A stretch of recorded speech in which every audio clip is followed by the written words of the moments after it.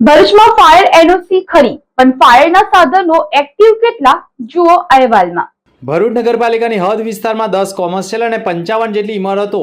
મોટી આવેલી છે, જેમાં 10 મોટી અને 5 હોટલ અને 9 સ્કૂલ સિટી વિસ્તાર, પરંતુ ભરૂચ નગરપાલિકાની હદ સિવાયના વિસ્તારોમાં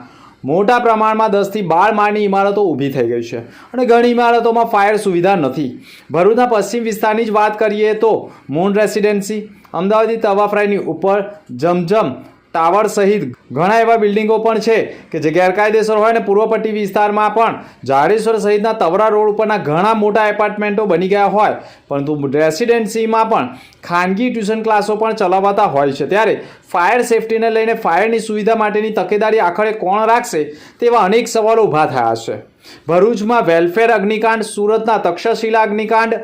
રાજકોટમાં ગેમ ઝોન અગ્નિકાંડ બાદ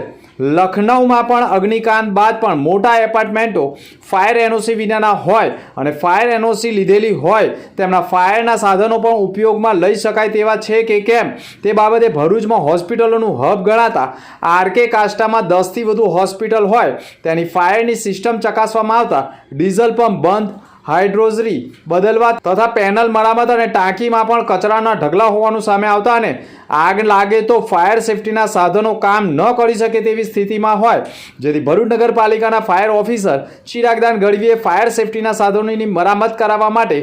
નોટિસ તો ફટકારી છે। જોકે ભરૂચમાં સ્કૂલો, હોટલો અને રેસિડેન્સી તથા કોમર્શિયલ શોપિંગ સેન્ટરોમાં ફાયર સેફટીના સાધનો હાલમાં ચાલુ સ્થિતિમાં છે કે કેમ તેનું નિરીક્ષણ કરવા માટે પણ ભરૂચ જિલ્લા વહીવટીતંત્ર દ્વારા પણ એક સમિતિની રચનાની જરૂર છે, જેમાં સમિતિની રચનાની ટીમ સરપ્રાઇઝ ચેકિંગ કરે। જો ફાયર સેફટીના સાધનો કામ ન કરી શકતા હોય તો તાત્કાલિક કાર્યવાહી કરવામાં આવે, જેથી ભરૂચ જિલ્લામાં કોઈ અગ્નિકાંડ જેવી દુર્ઘટના ઘટી ન શકે અને લોકો સુરક્ષિત રહે તે જરૂરી બની ગયું છે। ફાયર ડિપાર્ટમેન્ટ દ્વારા અવારનવાર મોટી બિલ્ડિંગો, હોસ્પિટલો, હાઈરેઝ બિલ્ડિંગો